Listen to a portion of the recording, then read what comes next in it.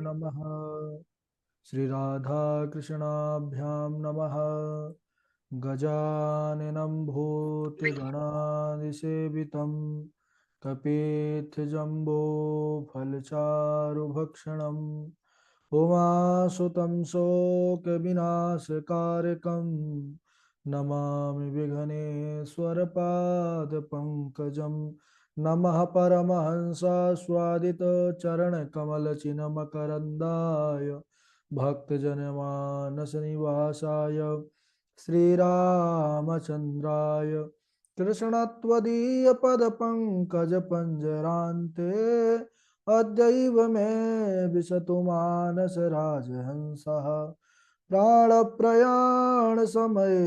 कफवातपित्तैः कण्ठावरोधनविधौ स्मरणं कुतस्ते।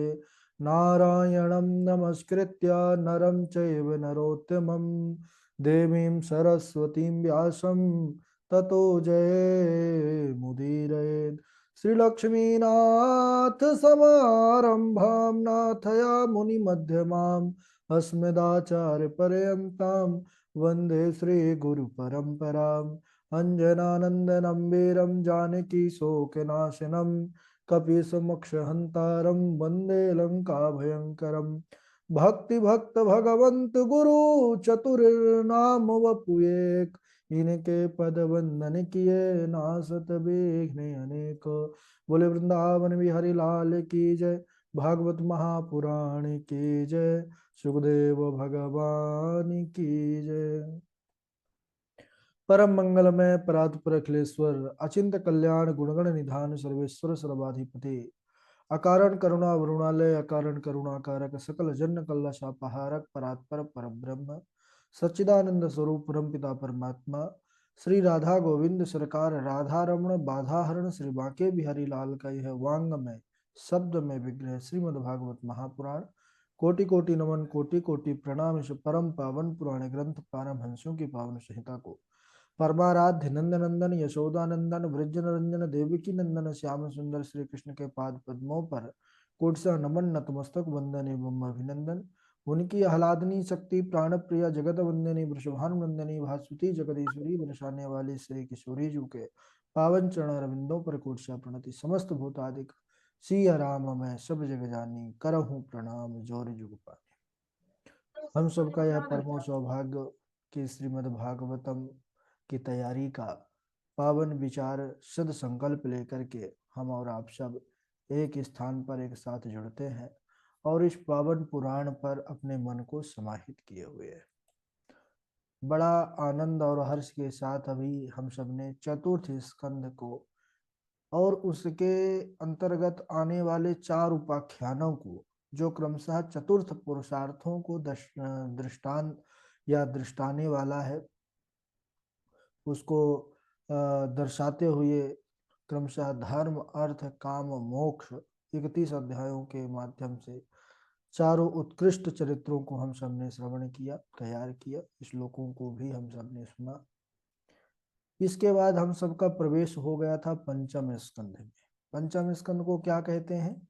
प्रवेश होते ही सबसे पहले हम जाने कि स्थिति वैकुंठ विजया स्थान कहते हैं पंचम स्कंद को। स्थान का तात्पर्य क्या है? बोले कि एक नित्य प्रति विनाश की ओर बढ़ती हुई सृष्टि को एक मर्यादा पर रखने से जो भगवान की श्रेष्ठता सिद्ध होती है उसे ही स्थान कहते हैं।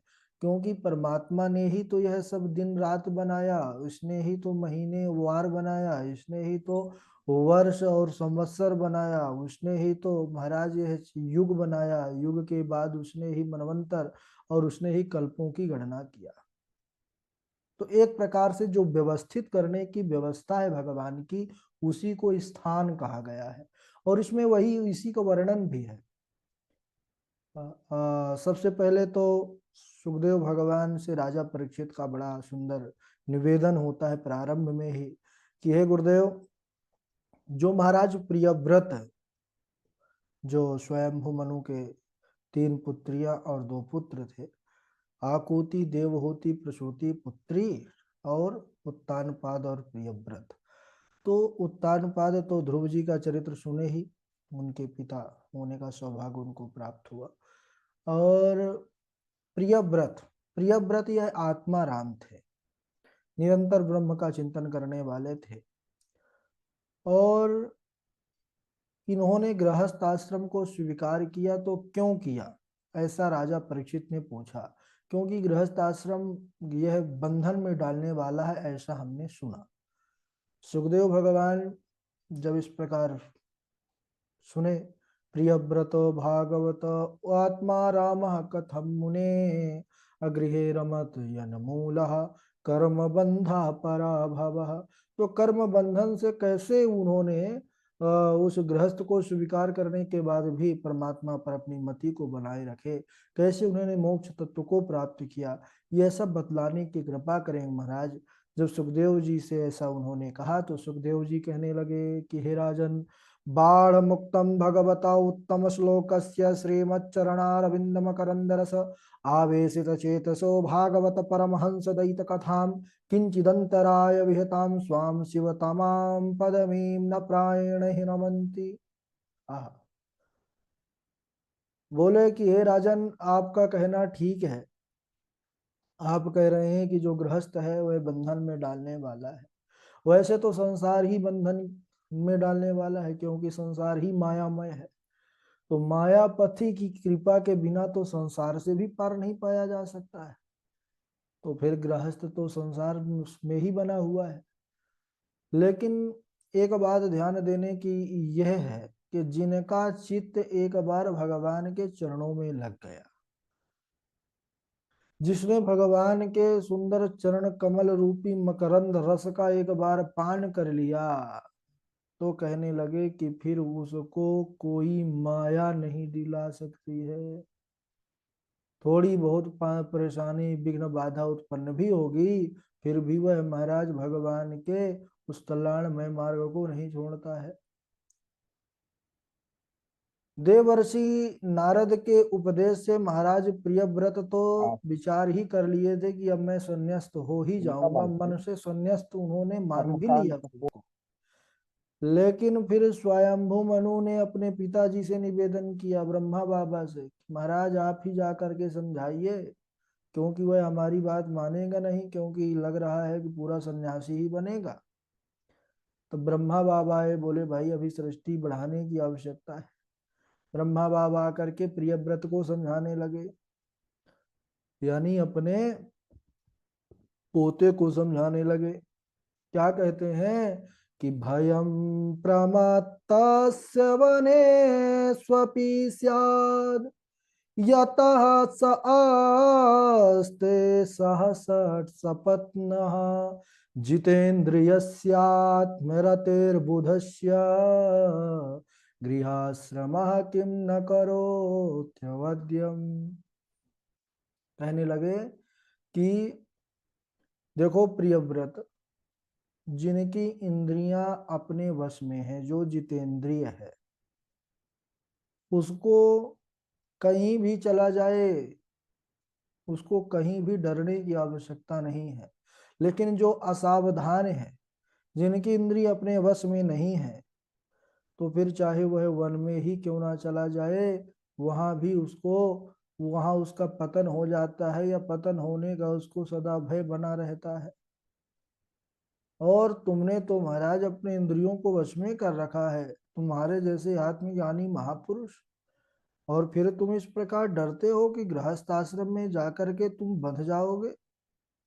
अरे तुम्हारे जैसे भगवत भक्त जिसने भगवान नारायण के चरण कमल रूपी किले का आश्रय ले रखा है, उसको माया रूपी शत्रु, मोह रूपी शत्रु, यह कभी उस किले को तोड़ ही नहीं सकते। भगवान के चरण कमल रूपी किला इतना, उसका दुर्ग इतना दृढ़ है, मजबूत है, कि यह सांसारिक मोह माया रूपी जो काम आदि विकार शत्रु है, यह कभी भी उस महल पर प्रवेश ही नहीं कर सकते हैं। तुमको डरने की आवश्यकता नहीं है। तुम तो गृहस्थ में जाओ और भगवान के दिए हुए भोगों को भोगो, और फिर जब तुम्हारी इच्छा हो तो फिर तुम अपने आत्म स्वरूप में स्थित हो जाना। ऐसा ब्रह्मा बाबा समझाने लगे। ब्रह्मा जी ने जब समझाया तो प्रियव्रत ने उनकी बात मान ली। बड़े बूढ़े समझाए तो मान लिया बात।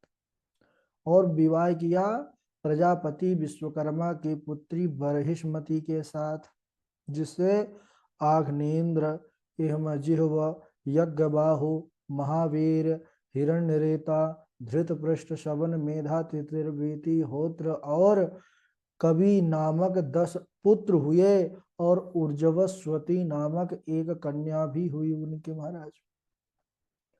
10 में से तो 3 नैष्टिक ब्रह्मचारी हो गए। ऊर्जवस्वती का विवाह हुआ दैत्य गुरु शुक्राचार्य जी के साथ, जिससे देवयानी का जन्म हुआ। महाराज प्रियव्रत की जो दूसरी पत्नी थी, उनसे उत्तम, तामस और श्वेत नामक 3 पुत्र हुए, जो अपने ही नाम वाले मनवंतर के अधिपति हुए महाराज। एक बार महाराज प्रियव्रत ने देखा कि जो सूर्य नारायण है, पृथ्वी के आधे भाग को प्रकाशित कर पाते हैं, आधे भाग में अंधेरा रह जाता है। तो प्रियव्रत ने विचार किया कि अगर मैं कुछ ऐसा उक्ति कर दूं कि दिन ही दिन हो, रात्रि हो ही ना, तब तो जो प्रगति से काम चल रहा है, रात्रि होती है काम रुक जाता है। अगर दिन रात हमारे जो है राज्य का कार्य आगे बढ़ेगा तो बहुत जल्दी डेवलपमेंट हो जाएगा और ज्यादा विकास होगा। ऐसी महाराज ने विचार किया और सर्वसमर्थ थे, इसीलिए उन्होंने इतनी बड़ी सोच रखी। उन्होंने विचार किया कि अब दिन ही दिन सब जगह हो जाए। तो महाराज प्रियव्रत अपने तेजो में रथ में बैठ गए महाराज। बड़ा विशाल उनका रथ था और कहने लगे कि सूर्य की गति से पृथ्वी की 7 परिक्रमा करके सूर्य की गति को रोक दिया। अब तो क्या देखा कि सूर्य के कारण जो है दिन रात अब होना ही केवल दिन ही दिन होने लगा। उनके राज्य में सभी जगह दिन ही दिन होने लग गया, रात्रि हो ना। अब प्रजा जो है पूरा दिन काम करते करते करते करते बीमार होने लगी। तो जो उसका रिजल्ट देखा उन्होंने, वह अच्छा नहीं देखा। तो बोले कि अब अपने इस दुराग्रह को छोड़ देना चाहिए, क्योंकि जब सो नहीं रहे तो सब बीमार पड़ रहे हैं दिन भर काम करते करते। लेकिन महापुरुषों का कोई भी कार्य कारण नहीं होता है। बोले कि यह उन्होंने दुराग्रह किया भी तो इससे भी जगत का कल्याण हुआ। बोले क्या कल्याण हुआ महाराज? उन्होंने ऐसा हट किया था, हट से भी कल्याण? बोले हाँ। बोले 7 समुद्र 7 द्वीपों का निर्माण हो गया इनके हट से, इन्होंने ऐसा हट किया तो। बोले हाँ कैसे? बोले जो पृथ्वी पर इनका जो रथ का पहिया था, जो पहिया नीचे की ओर गया वो तो समुद्र हो गया, और दोनों पहियों के बीच का जो भूभाग था उससे द्वीपों का निर्माण हो गया। तो बड़े बड़े 7 द्वीप और 7 समुद्र हो गए।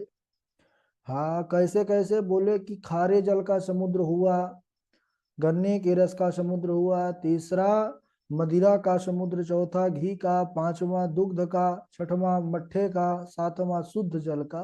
ये 7 समुद्रों का निर्माण हुआ। 7 द्वीपों का भी निर्माण हुआ सज्जनों। जम्बू द्वीप, जिस द्वीप में हम रहते हैं, संकल्प पढ़ते हैं तो बोलते हैं ना जम्बू द्वीप। जम्बू द्वीप में भी भारतवर्ष में रहते हैं। तो इसी प्रकार 7 द्वीप, जम्बू द्वीप, लक्षद्वीप, शालमली द्वीप, कुश द्वीप, क्रौंच द्वीप, शाकद्वीप, पुष्कर द्वीप, इन 7 द्वीपों का निर्माण हुआ। महाराज प्रियव्रत ने अपने एक एक पुत्रों को एक एक स्थान यानी द्वीप प्रदान कर दिया और वन को चले आए। और वन में आकर के सुंदर भगवान का भजन करने लगे। नारद जी का उपदेश उनको प्राप्त हुआ और नारद जी के उपदेश को प्राप्त करके आत्म तत्व का उनको ज्ञान हुआ और वह जो है परमात्मा के स्वरूप में स्थित हो गए। इनके जो ज्येष्ठ पुत्र थे, बड़े पुत्र, आग्नेन्द्र नाम था उनका, उनका विवाह हुआ पूर्व चित्ती नामक अप्सरा के साथ, जिससे नाभि आदि 9 पुत्र हुए। और जिनका विवाह मेरु की पुत्री मेरु देवी के साथ हुआ। महाराज नाभि एक बार संतान की कामना से यज्ञ कर रहे थे, तो उनके यज्ञ से प्रसन्न होकर यज्ञ भगवान नारायण जो है प्रकट हुए और उन्होंने कहा कि बताइए आप क्या चाहते हैं हमसे। तो ऋतुजों ने जो महाराज की कामना थी वह उनके सम्मुख रखे कि हमारे महाराज आपके समान ही पुत्र चाहते हैं, क्योंकि यह इनके कोई संतान नहीं है और उसके कारण ही हम यज्ञ कर रहे हैं, पुत्र कामेष्टि यज्ञ। भगवान ने कहा कि मेरे समान तो कोई दूसरा नहीं है, लेकिन मैं प्रसन्न हुआ हूं इनके यज्ञ से, तो ठीक है।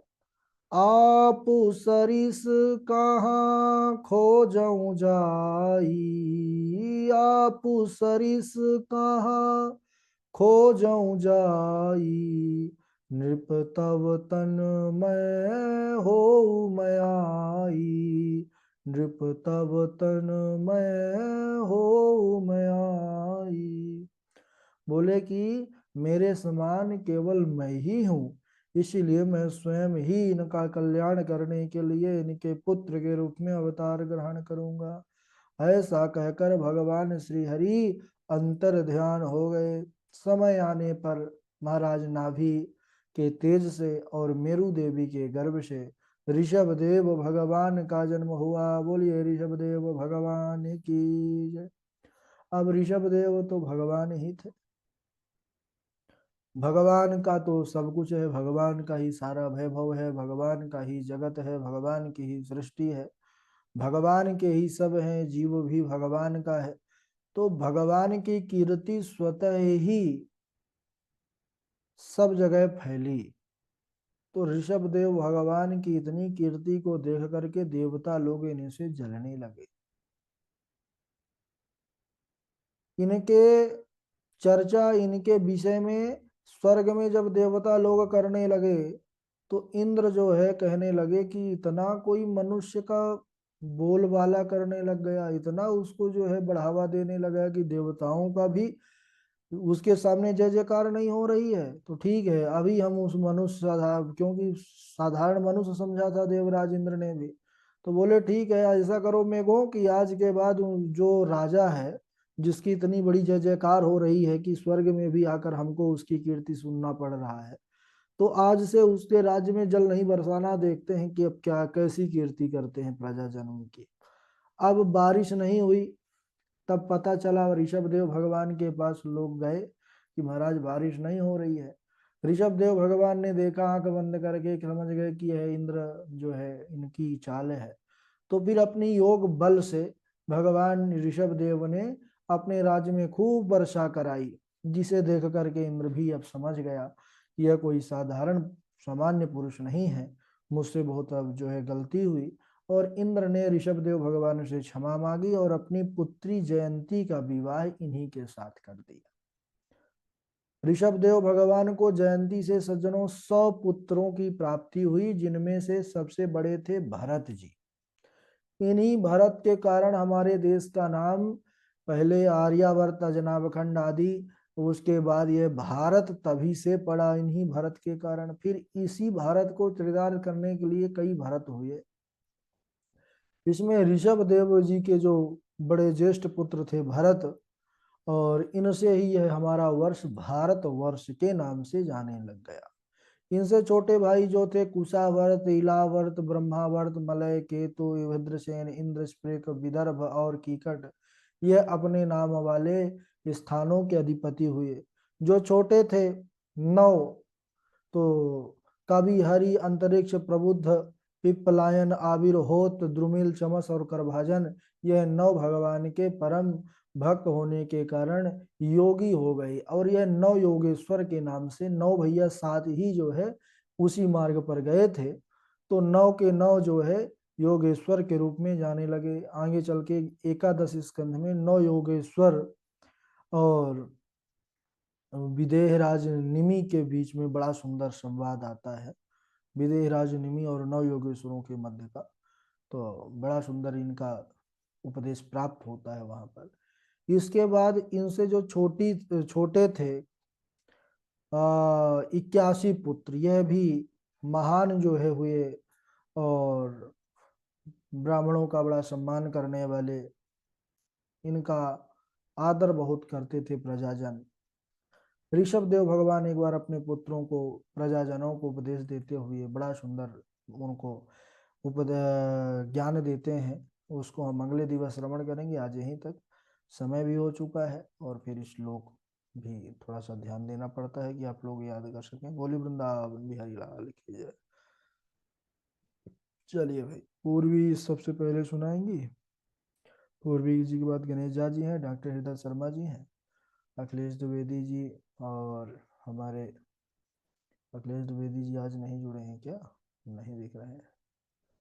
हाँ ठीक है, सुष्मिता जी हैं, राघव जी हैं, संत जी, सुप्रभा जी हैं, वैभव जी हैं, और उनके बाद मेघनाथ चक्रवर्ती जी हैं, और अमित जी हैं, अजय चौबे जी हैं, देवेश जी हैं, वासवी शर्मा जी हैं, आरती जी हैं, राजा राम जी हैं। चलिए प्रारंभ करिए। मोहित जी भी हमारे जुड़े हुए हैं। प्रारंभ करें। राधे राधे गुरु जी, प्रणाम। जी सुनाइए। न तुम विदर्भदुहिता, नायं वीरः सुहृत्तवा, न पतिस्त्वं पुरञ्जन्या, वृद्धो नवमुखे ययः, प्रवृत्तं चान्द्रवृत्तं च, शास्त्रं पञ्चालसङ्गीतं, पितृयानं देवयानं, श्रोताक्षु तथा रद्रजेत। राधे राधे। ठीक है, आप झा जी हैं हमारे। राधे राधे गुरु जी। जी राधे राधे। प्रिय व्रतो भागवत आत्मा रामस्य कथं मुने। प्रिय व्रतो भागवत आत्मा रामस्य कथं मुने। गृहे रमत यन्मूल कर्म बंध पराभव। गृहे रमत यन्मूल कर्म बंध पराभव। राधे राधे गुरु जी। हाँ राधे राधे। गुरु राधा दे प्रणाम। हाँ जी सुनाइए। प्रियव्रतो भागवत आत्मा राम कथं मुने, प्रिय आत्मा राम कथं मुने, गृहे रमति यन्मूल कर्मबन्ध पराभव। न त्वं विदर्भ दुहित, नायं वीरः सुहृतवः, न न पतिस्त्वं पुरन्दन्या, बुद्धो न मुखे यया, माया हेषा मया सृष्टा, यत्पुमां संस्तं मन्यसे नो भयं यद् वै हंसो पश्चावयोर्गतिम्। त्वं कस्यासि को वायां शयानो यस्य शोचसि, जानासि किं सखायं माम् एनाग्रे विचचर्तः। राधे राधे गुरु जी। Very good. चलिए हमारे राघव जी, डॉक्टर साहब राधे सुनाइए। राधे गुरु जी। हाँ हाँ सुनाइए। न त्वं विदर्भ दुहिता, नायं वीर सुहृतव, न परिस्त्वं पुरजन्या, रुद्धो नवमुखो यया, माया हेषा मया सृष्टा, यत् पुमांसि स्त्रिय सतिं, मन्यसे नो भयं यद्वे हंसौ पश्चावयो गतिम्। प्रिय व्रतो भागवत आत्मा रामः कथं मुने, गृह रमते यन्मूलम कर्म बंधन पराभव। गृहे रमते यन्मूल कर्म बंधे पराभव। राधे राधे गुरु जी। हाँ राधे राधे। ठीक है, सुनाएंगे हमारे राघव जी। प्रणाम गुरुजी। राधे। का त्वं कस्यसि को वायं शयानो यस्य शोचसि, जानासि किं सखायं मां येनाग्रे विचचर्त्यहम्। न त्वं विदर्भदुहिता, नायं वीरः सुहृत्तवः, न पतिस्त्वं पुरञ्जन्या, रुद्धो नवमुखे यया, माया ह्येषा मया सृष्टा, यत् पुमांस्त्रियः सताम्, मन्यसे नो भयं तद्वे हंसो पश्यावयोर्गतिम्। राधे राधे। हाँ राधे राधे। सुष्मिता त्रिपाठी जी। जी गुरु जी। राधे राधे। गातुं कस्यसि को वायं शयानो यस्य शोचसि जानासि किं सखायं माम् येनाग्रे विचचरतः नातुं विदुर्विदुहिता नायं वीरा सुहृत्तवा नापतिस्तुं पुरञ्जन्या रुद्धो नवमुखे यया। जी गुरु जी। ठीक है, आप सुनाइए सुप्रभा जी, फिर वैभव है। राधे राधे गुरु जी। सुनाइए। गुरु जी राधे। अच्छा, आज याद नहीं की है? गुरु जी राधे राधे, आवाज आ पा रही है? अच्छा, आवाज आवाज का पहुंच रही है, आवाज तो आ रही है, सुनाइए। जी। का त्वं कस्यासि को वायं शयानो यस्य शोचसि जानासि किं सखायं माम् येनाग्रे विचचरथः। ठीक है, वैभव। राधे राधे गुरु जी। राधे राधे, सुनाइए। यस्य पद्यते जानाति किं सखायं मां येनाग्रे विचचर्चा न त्वं विदर्भदुहिता नायं वीरा सुहृत्तवा न पतिस्त्वं पुरञ्जन्या लुब्धो नवमुखे यया माया हीशा मया सृष्टा यत्पुमांस स्त्रिया सतिं मन्यसेनो भयं यद्वे हंसो पश्यात् भयोर्गतिं प्रियव्रतो भागवता आत्मा रामः कथं मुने गृहे रमति यन्मूला कर्म बंध पराभवः। राधे राधे गुरु जी। ठीक है, वैभव जी के बाद मेघनाथ जी सुनाएंगे, फिर अजय चौबे जी, राजा राम जी, देवेश जी। गुरु जी राधे राधे। हाँ का त्वं कस्यासि को वायं यस्यानो यस्य शोचसि जानासि किं सखां मा येनाग्रं विचरतः। जी गुरु जी राधे। ठीक है, इनके बाद